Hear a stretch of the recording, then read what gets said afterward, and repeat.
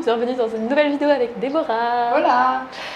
Aujourd'hui on va vous parler de livres, je suis trop contente de faire cette vidéo avec Déborah. Bon moi en pratique sur cette vidéo je ne travaille pas, c'est Déborah qui va travailler. Je lui ai demandé si elle pouvait nous faire une petite sélection de 5 autrices femmes brésiliennes pour nous parler de littérature brésilienne. Et comme je sais que tu connais aussi beaucoup de femmes autrices noires brésiliennes, ça m'intéressait vraiment d'avoir ta petite sélection. Donc du coup tu nous as concocté ça et je crois que tu nous as fait un 5+1 bonus. Ouais, en fait je vais vous parler de 5 livres et 6 autrices.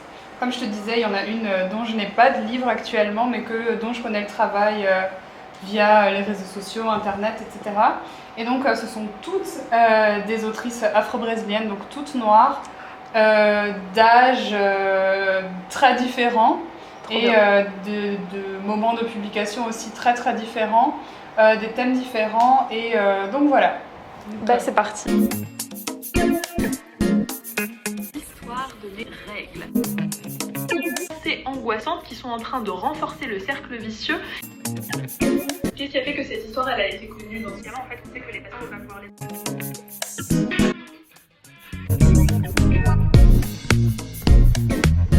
Alors, la première dont je vais vous parler, c'est celle dont je n'ai pas... le +1. Le +1, exactement. Donc en fait, elle s'appelle Mel Duarte. C'est une jeune poétesse, slameuse, autrice, afro-brésilienne. Elle vient de Sao Paulo. Et en fait, donc, dans ses poèmes, elle parle énormément de la condition de la femme noire au Brésil, d'émancipation, de lutte contre le racisme, contre le sexisme, etc. Ninguém merece ser estuprada, violada, violentada, seja pelo abuso da farda ou por trás de uma muralha. A minha vagina, a nossa vagina não é lixão para dispensar as suas tralhas, canalha! Etc. Et je pense que c'est quelqu'un qui vaut vraiment le coup d'être connu. Donc elle est assez active sur les réseaux sociaux. C'est ça, et il me semble qu'on peut peut-être même trouver une vidéo de slam parce qu'elle est... En fait, ici au Brésil, il y a plusieurs mouvements de slam féminin qui s'appellent Slam das Minas. Et il y en a ici à Rio, et elle, en fait, elle fait partie du collectif sur Sao Paulo. Donc je pense que ça doit être très très simple de trouver une vidéo. On pourra mettre une vidéo en lien, je pense, si tu veux, ou quelque chose comme ça. Donc voilà, donc la première c'est Mel Duarte, qui, voilà, je pense que ça vaut vraiment le coup. Ensuite, je voulais vous parler de Jamila Ribeiro. Donc Jamila Ribeiro, j'ai choisi ce livre-là qui s'appelle Quem tem medo do feminismo negro, qui a été traduit en français par les éditions Kaona, ou quelque chose comme ça. Donc la traduction tu peux nous dire ce que ça veut dire? Oui, pardon. la traduction du livre c'est Qui a peur du féminisme noir? Et en fait, Jamila Ribeiro, c'est une philosophe noire brésilienne, donc afro-brésilienne, qui est très très connue dans les mouvements et très active aussi sur les réseaux sociaux, et qui est vraiment une fervente activiste, militante pour le droit des femmes et des femmes noires principalement. Et en fait, dans ce livre-là, c'est un ensemble d'articles, de textes qu'elle a écrits pour un magazine qui s'appelle Carta Capital. Et en fait, donc elle y aborde le thème de la condition de la femme noire. Elle donne des situations très très concrètes aussi d'événements qui se sont passés au Brésil sur lesquels elle va donc écrire des articles qu'elle va commenter, etc. Et elle encourage énormément forcément l'émancipation des femmes noires et toutes les luttes en fait qui ont besoin d'être menées au Brésil. D'accord, donc c'est plutôt des essais. Voilà, c'est ça. D'accord. C'est ça. Oui, c'est pas un roman. Je crois que c'est non, c'est pas le seul qui est pas un roman. Ensuite, je voulais vous parler d'un autre livre qui s'appelle Heroínas Negras Brasileiras em 15 Cordéis de Jalid Arraes. Héroïne noire brésilienne en 15 cordels. Justement, j'allais dire que Jalid Arraes, elle vient du nord-est du Brésil, je crois qu'elle vient du Ceará, donc un état du nord-est. Et en fait, le nord-est du Brésil a une tradition donc, de cette forme littéraire, le cordel, qui est, en fait, c'était des recueils de poésie, à la base orale, mais donc qui ont été transformés à l'écrit. Et en fait, le cordel, c'est quelque chose qui semble assez simple, mais en fait, il n'est pas du tout. En fait, dans les histoires, il y a un début, un milieu, une fin. Il y a toute une organisation au niveau des strophes, de la métrique, etc. etc. Et en fait, donc c'est une forme qui était surtout utilisée à l'oral avant qu'on les mette dans des petits recueils. Et en fait, que les auteurs distribuent un peu comme ça dans la rue, qu'ils peuvent vendre, et chacun donne une contribution, etc. Et donc elle a écrit ce livre pour rendre hommage à 15 héroïnes noires de l'histoire brésilienne qui ont été oubliées. Et donc elle parle de femmes du passé. Donc par exemple, elle parle de Dandara dos Palmares, qui était une héroïne, qui a été une héroïne de la lutte contre l'esclavage brésilienne. Donc, c'est vraiment sous forme de poème, je me montre comme ça je sers à quelque chose. Tu peux continuer à parler. Elle va parler de Marielle Frank aussi, etc. Et donc je trouve que c'est un livre qui est très intéressant à lire pour les enfants aussi. Je sais que j'ai des élèves à moi qui l'ont lu à l'école, etc. parce que c'est une littérature très très accessible. C'est un peu sous forme de conte du coup? Oui, c'est ça. Je pense que c'est ça. C'est un peu un mélange entre le conte et le poème, je dirais. Et ce que je voulais dire, c'est que certains... En fait, Jalid Jarraiz a écrit aussi des livres pour les enfants. Et je sais que la même maison d'édition qui traduit Jamila Ribeiro en France traduit ces livres-là. D'accord. Donc si jamais... ça a l'air génial. Si jamais la maison d'édition voudrait traduire ce livre, ça serait très D'accord, très donc bien. celui-là il n'est pas traduit, Non, donc il est c'est pas un peu traduit. compliqué pour ça. D'accord. Mais malheureusement, la plupart des livres, il n'en reste pas 30, mais la plupart n'ont pas été traduits. Et est-ce que tu sais s'il y a des traductions en anglais parfois? Peut-être, oui, je pense que c'est On regardera, on le mettra si jamais on trouve les traductions. Et puis sinon, si jamais une maison d'édition passe par ma chaîne. Par ta chaîne, et je rêverais de traduire ça. Voilà, on a déjà la traductrice, voilà, il suffit juste la maison d'édition. Ensuite, je voulais parler de Becos de Memória de Conceição Evaristo. Becos de Memória qu'on pourrait traduire par ruelle de mémoire ou quelque chose comme ça. Alors, Conceição Evaristo, c'est une des autrices contemporaines c'est l'autrice contemporaine la plus importante du moment au Brésil, de notre époque. C'est la première qu'on m'a conseillé de lire en portugais, parce qu'on m'avait dit que c'était accessible et qu'en même temps c'était vraiment cool. Elle est vraiment très très importante. Je sais qu'il était question qu'elle entre à l'Académie de lettres brésilienne, mais sa candidature a été rejetée. Femme noire à l'Académie brésilienne, voilà. Donc ça ne s'est pas réalisé, mais je suis certaine qu'elle va y entrer. Et elle vient de favela, c'est ça? Ouais. En fait, elle vient d'une favela de... je suis pas certaine, mais elle vient d'une favela de Minas Gerais. Donc, je crois qu'elle vient de Belo Horizonte. Et en fait, dans ce livre-là, donc Becos de Memória, elle montre le quotidien d'une favela au travers d'une habitante qui va parler de sa vie à elle, mais aussi, en fait, elle fait des portraits d'autres personnes qui habitent dans cette favela. Et en fait, c'est une écriture qui est très, très forte, très objective, et qui montre vraiment la réalité. Et en fait, Conceição Evaristo, c'est une autrice qui a inventé le concept de escrivivência, donc l'écrit vivant, si on pourrait traduire ça comme ça.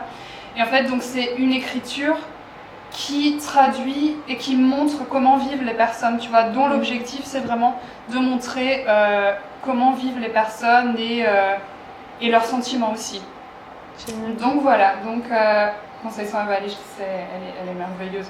Et elle a écrit beaucoup de livres. Oui, elle a écrit beaucoup de livres. Ouais. Moi, j'ai choisi celui-là parce que c'est celui qui m'a le plus marqué, mais elle a écrit beaucoup d'autres livres. Il y en a certains qui ont été traduits en France, il me semble, mais pas celui-là, pas encore. Donc encore une fois, si jamais... Maison d'édition. Voilà, je suis là. Et celui-là, il a été traduit en français. Mais je ne sais pas s'il est simple à trouver. Donc c'est Quarto de Despejo, de Carolina Maria de Jesus. En français, il a été traduit comme, je crois, le dépotoir, quelque chose comme ça. Carolina Maria de Jesus, il n'y a pas de mots. C'est une autre autrice qui est incroyable. Je vais vous raconter un peu son histoire, parce que en fait, son histoire, c'est Quarto de Despejo. Quand j'ai lu, juste pour en revenir à Becos de Memória, c'est pas du tout la même, bien sûr c'est pas la même écriture, mais les deux parlent de vie dans des favelas des époques différentes. Conceição Evaristo, même c'est pas des époques très différentes, mais Conceição Evaristo c'est plus dans les années 60, et Carolina Maria de Jesus c'est plutôt fin des années 50, début des années 60.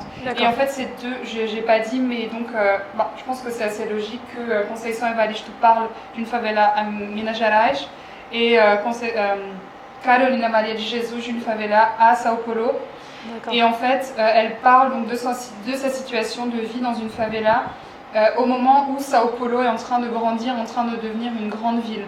D'accord. Et donc en fait, on voit vraiment le contraste entre la ville et la situation dans la favela.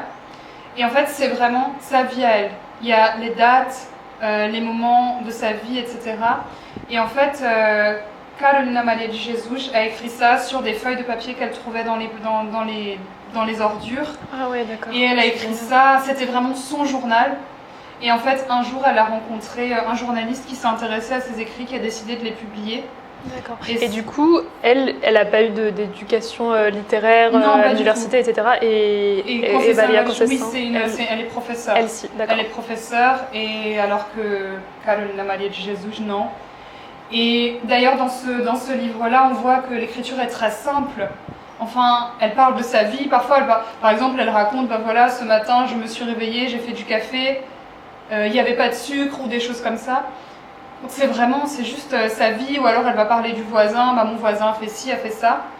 Et voilà, c'est pas une œuvre littéraire, une écriture hyper lyrique. Voilà, c'est ça. C'est très très concret en fait. Et il y a même quelques petites erreurs de portugais dans le texte, des choses comme ça. Mais c'est un livre très très fort aussi. Je pense que il y a une phrase très célèbre dans le livre où elle dit que le Brésil devrait être gouverné par des gens qui ont déjà eu faim. Et je pense que déjà dans les années 50, elle disait ça, et c'est toujours la même chose aujourd'hui. C'est un livre qui est très très actuel, malgré son ancienneté. Et en fait, quand ce livre a été publié, elle était déjà... Elle n'était pas une vieille femme, mais elle avait déjà eu des enfants, parce qu'elle parle de ses enfants dans le livre, etc. Et en fait, c'est à partir de là qu'elle a pu être reconnue. Elle a écrit quelques autres livres. Elle a écrit un livre dont elle parle beaucoup de sa fille, etc. Et elle a pu voyager hors du Brésil grâce à ce livre, etc. Mais il me semble qu'à la fin de sa vie, malheureusement, elle a été un peu oubliée. D'accord. Alors que je pense qu'elle a inspiré énormément de personnes. Je sais qu'elle a inspiré Conceição Evaristo. D'ailleurs, sa fille est très proche de Conceição Evaristo. D'accord. Et voilà, je pense que ça vaut la peine de regarder en France si on trouve ce livre-là. Je connaissais pas du tout celle-ci, mais ça me donne vraiment envie. En plus, c'est génial parce que ça a dû être une figure d'identification pour certaines personnes de favela.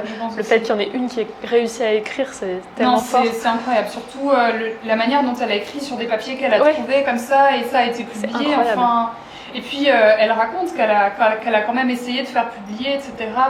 Mais en fait, les gens lui portaient pas attention. Voilà, Ouais, ils s'en foutaient. Donc voilà. Et le dernier livre, alors c'est un livre dont si une maison d'édition passe par là, je voudrais dire que c'est le livre que je rêverais de traduire. C'est le livre de ma vie. Enfin, c'est un livre avec lequel j'ai une relation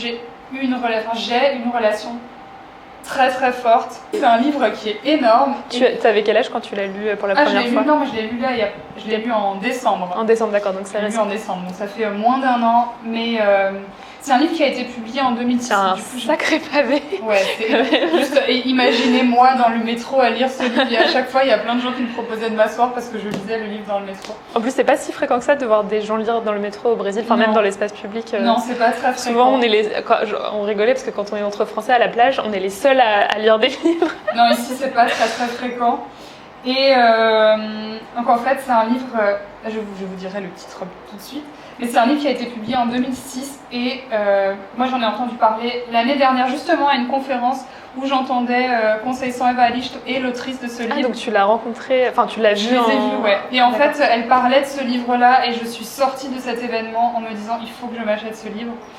Et c'est un livre qui pendant très longtemps était très difficile à trouver. Parce qu'il n'y avait pas d'intérêt, tout simplement. Et maintenant, c'est plus facile. Maintenant, il est plus lu. Mais il n'est toujours pas traduit en français. Non, il n'est toujours pas traduit en français. Donc, encore une fois, voilà. Donc, c'est un livre qui s'appelle Um Defeito de Cor, qui a été écrit par Ana Maria Gonçalves. Donc, on pourrait dire un défaut de couleur, peut-être une question de couleur, enfin, voilà. Et donc, en fait, c'est un livre qui parle de Louise, qui est, c'est son prénom d'esclave, parce qu'en fait c'est l'histoire au début d'une petite fille qui vit en Afrique. Donc en fait on suit sa vie sa vie dès l'origine, donc où elle est encore en Afrique, et puis ses relations avec sa mère, sa grand-mère, etc. Il arrive des choses, en fait le livre est très dur à lire. Dès le début, il se passe des choses assez terribles, vraiment. Dur à dire vraiment dans le sens les événements qui sont décrits sont très durs. Sont très très durs. Non, c'est pas le style est pas spécialement difficile. C'est pas ça, c'est vraiment l'histoire qui est très difficile. Et en fait, on suit sa vie, donc dès le début, au moment où elle est capturée pour être esclave, au moment où elle est envoyée sur le navire négrier, et donc elle parle de son voyage, etc. Ensuite, on suit sa vie en tant qu'esclave, sa vie ensuite de mère, sa vie quand elle arrive à partir, etc. Donc tout son cheminement, toute sa vie jusqu'à sa mort en fait. Et c'est dans un style très réaliste du coup. C'est ça, quand tu le dis comme ça me fait un tout petit peu penser à Moitié Tuba Sorcière, mais qui fait un peu plus magique. Oui, non, ça c'est vraiment... même si, en fait, ce livre est aussi très très... Moi je trouve que c'est le livre qui est nécessaire, que tout Brésilien devrait lire, même que le monde entier devrait lire. Je pense que Ana Maria Gonçalves, même au Brésil, elle n'est pas connue à sa juste valeur. Ce livre n'est pas diffusé à sa juste valeur, parce que je trouve que c'est une lecture incroyable. Et en fait, elle a fait tout un travail historique. C'est très très probablement... Louise dont elle parle, c'est très très probablement une esclave qui est la mère d'un personnage très important dans l'histoire du Brésil ensuite, vraiment, tu vois. Et donc c'est pour ça qu'il y a vraiment un travail très très important d'histoire, de dates, etc., de recherche.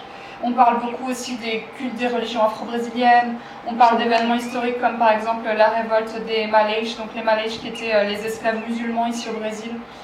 Et donc voilà, et donc on suit toute sa vie, et je pense qu'en fait avec ce livre on comprend qui sont les Brésiliens, enfin qui sont les Afro-Brésiliens, on comprend leur histoire, on comprend même leur place aujourd'hui dans la société, qu'est-ce qui s'est passé, parce que en fait elle perd son fils, je sais pas si c'est un spoil, mais bon, son fils est vendu par son mari, donc c'est terrible ce qui se passe. Et voilà, c'est un livre, je pense qui mérite vraiment d'être traduit en français, qui mérite d'être traduit en toutes les langues. Soit vous apprenez le portugais, soit vous faites une pétition pour qu'il soit traduit en français. Voilà, il n'y a pas de choix. Ce livre, il est incroyable. J'en ai parlé à beaucoup de personnes. Ouais, tu me donnes vraiment envie. Il fait peur parce qu'il est vraiment gros. Il fait peur, mais c'est une lecture que, enfin moi, je l'ai commencé et je l'ai terminé très très rapidement parce que c'était pas possible. Et je sais que je l'ai recommandé à un de mes élèves qui a 77 ans. Et il m'a dit qu'il a énormément pleuré, que ça lui a fait penser à énormément de choses. Parce que, en fait, pour nous au Brésil, l'abolition de l'esclavage c'est très très proche, tu vois. Oui. Et par exemple, moi je sais que mes arrière-grands-parents étaient des esclaves, tu vois. Et pour lui c'est pareil. Pour lui, par exemple, il sait que ses grands-parents étaient des esclaves. Donc on lit ça, c'est très fort. C'est très proche. Donc voilà, ce sont mes 5 livres plus et 6 autrices indispensables. Je vous recommande soit d'apprendre le portugais, soit de faire des pétitions et de demander la traduction de ces livres. Soit de te financer en indépendant, voilà, pourquoi pas. C'est possible aussi, on peut faire ça. Mais merci beaucoup, tu en as parlé avec beaucoup de passion. J'avais déjà entendu parler de Jamila Ribeiro et Conceição Evaristo, mais les autres, tu m'as vraiment donné envie. Je pense peut-être Quarto de Despejo. Ouais, il m'a l'air plus accessible pour commencer. Je pense que même pour la lecture, c'est une lecture indispensable. Ouais. Voilà. Mais ouais, merci beaucoup. Je t'en prie, j'attends vos retours et vos commentaires. Ouais. Je pense que ça va être très intéressant. Moi personnellement, même si je ne pouvais pas avoir accès à ces livres à cause de la langue, etc., ça m'aurait quand même intéressé d'en entendre parler, de savoir que ça existe. Donc merci beaucoup. Non, je t'en prie. Voilà. Merci. Bon, j'espère que cette vidéo vous aura plu, j'en suis sûre. Et je vous fais d'énormes bisous et je vous dis à bientôt. Ciao, ciao. Au revoir.